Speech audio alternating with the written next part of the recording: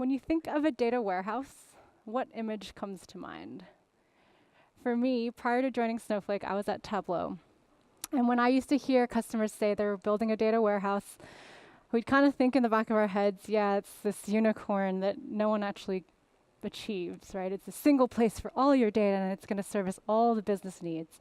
And for some reason or the other, every time we saw this project, the same sort of thing started to happen, and I sort of doubted that this thing existed until I took a closer look at Snowflake, and hopefully by the end of this talk, you guys will see why that is. Now, at Snowflake, our mission is to enable every organization to be data-driven. And so, of course, I mean, the insights and analytics track, hopefully this will ring true and sound quite appropriate to everyone in the room. But this mission is a big one, and we're only a small piece of it, of course, right? Every business wants to make better, faster decisions based on their data, but for one reason or the other, and they're limited by existing technologies. So our founders saw these problems, and they saw them fit into a couple of different buckets. They were both at Oracle, and so they were sort of in the trenches there. They saw the limitations of legacy architectures. They saw the complexity involved when data got really big. They also saw the complexity involved with things like Hadoop.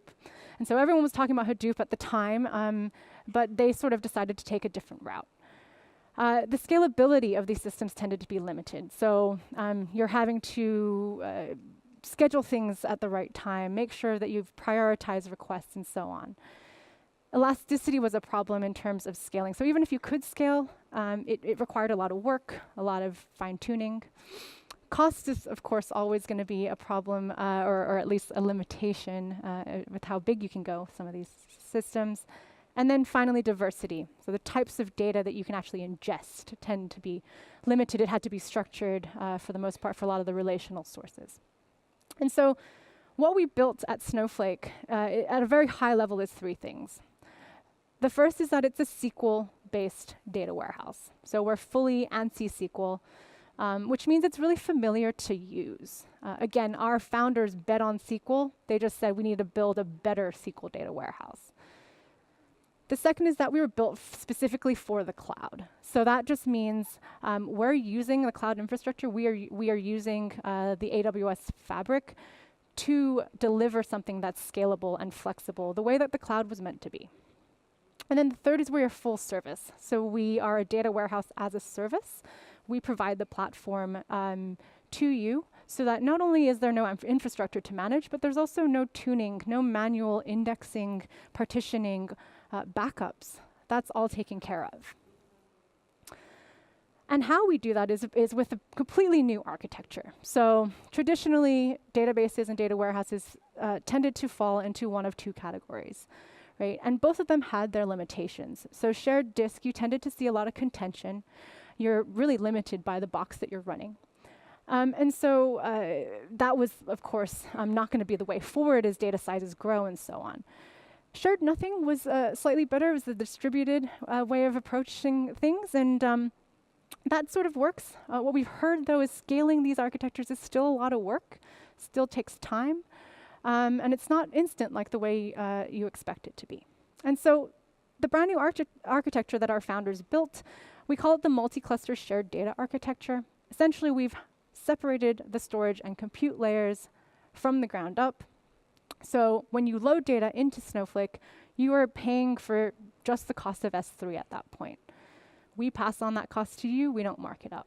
Now, when you need to do something with that data or add more data into the system, that's when you spin up compute clusters. So you could spin up a 2-node cluster here to load some data in, a 1-node cluster to do some transformations, and then perhaps another 3rd cluster here to query the data from a BI tool. All of these clusters do not interfere with each other. They're essentially dedicated resources for each workload. And that gives you, again, huge flexibility and no contention. Now, being a cloud-based data warehouse and a full service, of course, security is very important to us. One of our biggest customers in the US is Capital One Bank. And so we had to, of course, go through lots and lots of security reviews with them and many other organizations. And so when it comes to authentication or access control, everything's there that you'd expect from MFA, SSO, and role-based access. But we also do things out of the box, such as data encryption. At rest and in flight, all of your data is always encrypted. You can even bring your own key to the system if you want. And then we have external validation available as well. So PCI compliance, HIPAA for healthcare. And now we've just gotten FedRAMP quite recently for government. Now, thinking about how this might look in your environment, it all starts with the storage piece. So that's that bottom tier of our architecture. And again, that's S3 under the covers. They're S3 buckets managed by Snowflake. In terms of how you store your data in Snowflake, it's up to you. So although our name is Snowflake, we don't only support Snowflake schemas. You can bring a star schema, you can do a data vault, whatever you want. And our global services layer, that's really where Snowflake is. That's our IP, right? So the global services layer handles the security, the logical model. And because it is cloud, you can grow this to as big as you need it to go. So we have customers in the US with petabytes of data in a single table. Now, surrounding that storage layer is the compute. So again, it's completely separate, completely decoupled. And each of these gears just represents a cluster of machines, so EC2 machines. And the size within each of the gears represents how big or small that cluster is. So we use t-shirt sizes. So an extra small is a single node, a small is 2, a medium is 4, and it just doubles each time. We generally will see linear scaling, and I'll talk about scaling in just a sec. Now, to get data in, you need compute. And so in this case, you might spin up a single node, extra small cluster. Some files that's sitting on S3 are coming from your apps. You could just load that in directly. Or you can push it through an ETL or EL tool of your choice. Again, we have ODBC and JDBC connectivity, and some of these tools also have optimized connectors. So that's more for batch loading. Streaming is also supported through something called Snowpipe. This is serverless. So under the covers, it actually uses Amazon SQS, but essentially it will stream your data in as it lands in the bucket. And so there's no manual provisioning at all on your part. Now, getting the data in is one thing. Now, once it's in Snowflake, again, because we're a SQL data warehouse, you can plug in whatever BI tool you already use. So the ones we see most often are here on the screen, but again, JDBC, ODBC. So the important thing here as well to note is the separation of the workloads, right? So again, contention is usually an issue on some of the traditional databases. In our case, if we separate the ETL on its own cluster and the sales reporting on another cluster, they do not have to compete for resources. And so there's not contention like you would typically expect. That means you don't need to do your ETL or your load in the middle of the night anymore. You can do it all throughout the day if that's the business need. Same goes for maybe your data science models that you're running, right? You can push that through a separate cluster and utilize our Python connector, our Spark connector, and do those queries directly on the same storage. Okay, so scaling. Again, we're built for the cloud, right? So we're really elastic when it comes to scaling. And there's two main ways we scale. The first is you need a faster engine. You need more compute power. You need to run that thing faster. And we can do that in a single command. So it's just an alter size to whatever. And so you could go, for example, from a small cluster here, and in a single command or a single click, increase that to an extra large or 4XL or however big you need that to be. Adobe does this to load their data in every week. They get data from third parties, and they spin up, I think they spin up like 10 4XL or something crazy like that and get it done in a fraction of the time they used to have to do it. The second way we scale is more for concurrency. So this is your typical end-of-month reporting, Monday morning sales team trying to see their reports. In this case, we can detect queuing of requests. So the queries themselves aren't necessarily more complex, so you don't really need a bigger car in this case, right? You just need more lanes on the freeway. And so what we can do here is we can automatically scale horizontally to accommodate for that concurrency peak. All right. In addition to all of that, so in terms of scaling, our biggest thing there is just being elastic, being on demand. We also support semi-structured data. And so things like JSON, XML, Avro, Parquet, we can ingest that as is, and we do a schema on read. So we provide you with basically SQL extensions to reach into hierarchies. We have a flatten function for things like arrays. And all that means is you treat that data as a first-class citizen. You don't have to push it through a separate pipeline. And if the structure changes, which it often does, it won't break anything, right? The data will still be loaded, and then you just adjust your query on the other end. The other thing we can do here is really utilize, I guess, the fact that we are using cloud storage, and we can do things like zero-copy cloning here. So we can essentially take a metadata copy, a pointer copy of entire databases instantly without having to copy the actual files. So we can create a clone. Maybe we're going to create a clone for test dev, for this example. It's free, right? Because we're not actually creating new files. It's fast. And then you have a full set of data to do test with. Only at the time that this data changes do you have to pay a delta in terms of that storage cost. But again, storage is cheap in the cloud, right? So this is sort of a little bit more about how that zero-copy data cloning works. Again, metadata only, no actual data is copied. The other thing that we provide is something called continuous data protection. So all the files sitting on S3 are immutable. So any updates you make on your data will not modify existing files, right? We'll create new ones.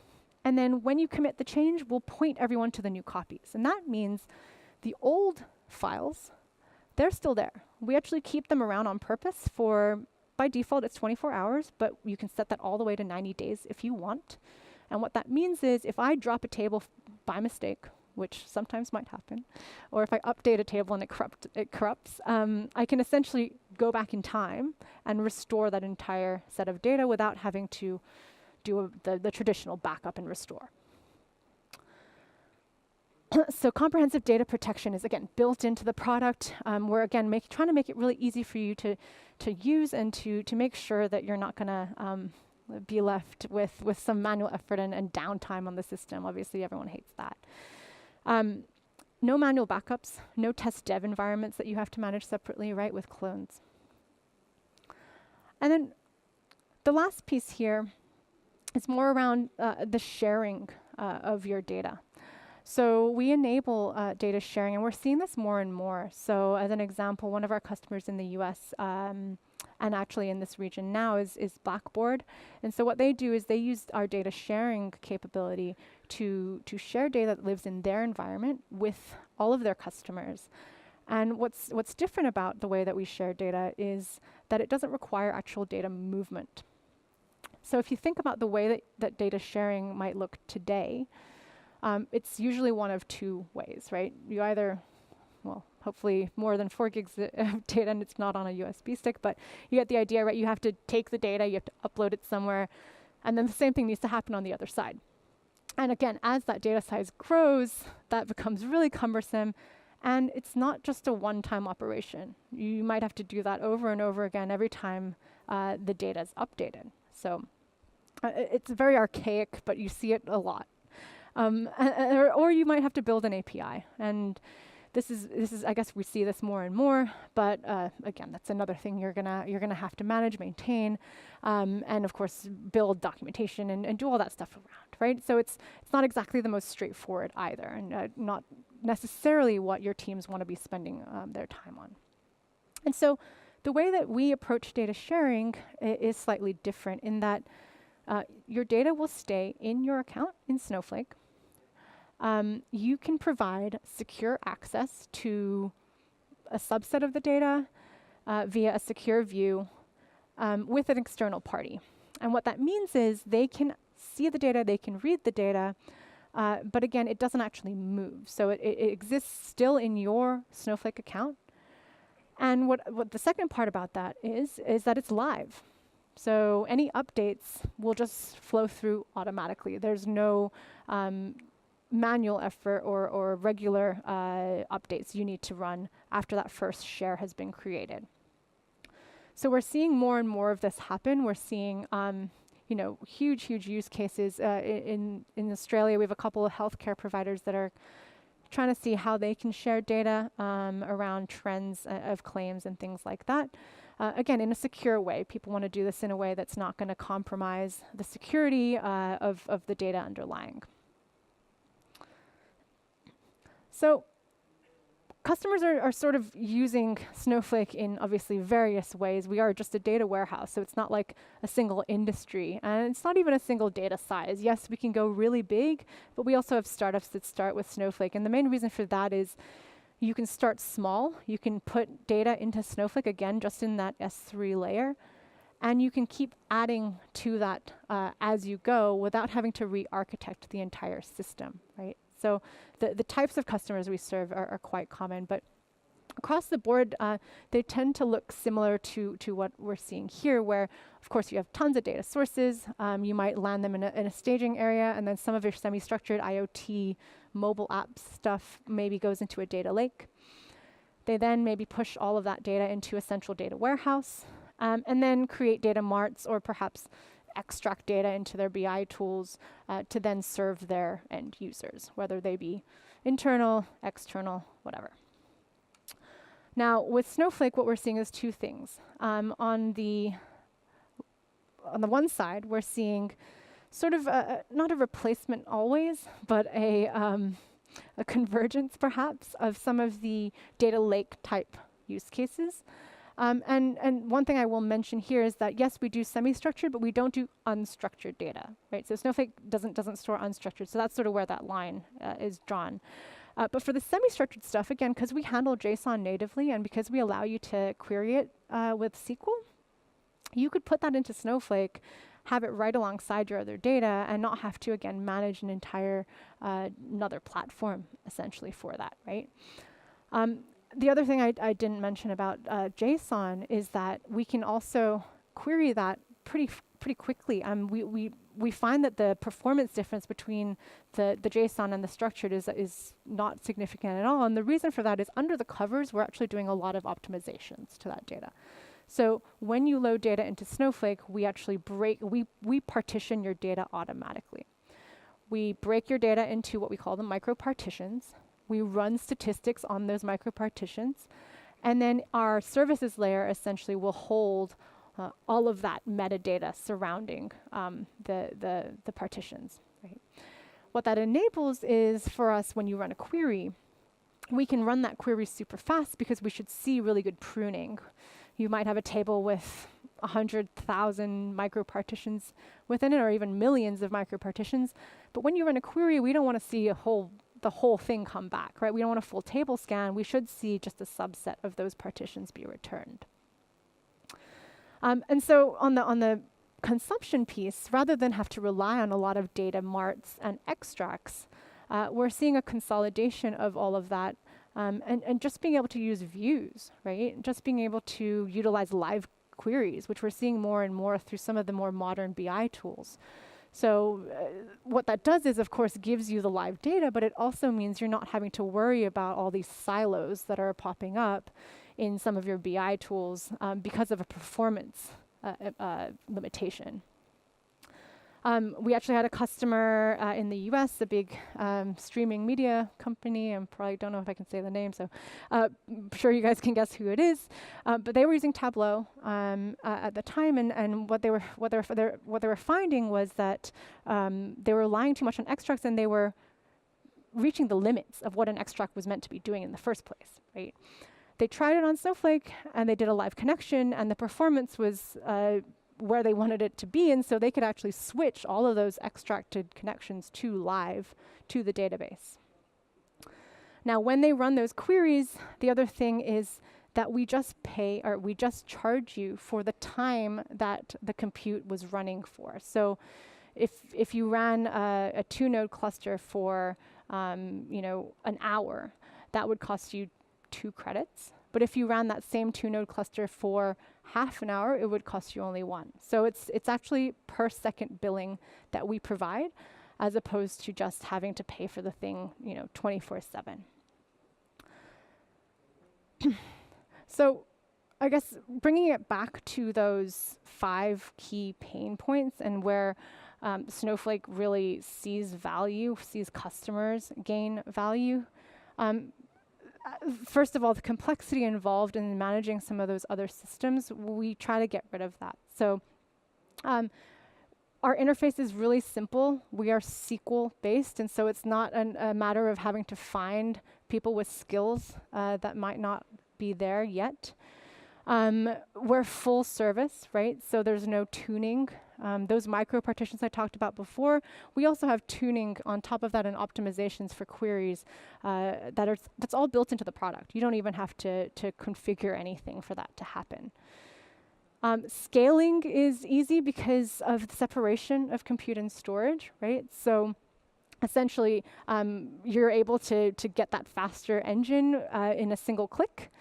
Under the covers, we're managing a pool of servers for you, but essentially, you're not having to pre-provision or do that sort of work beforehand to plan.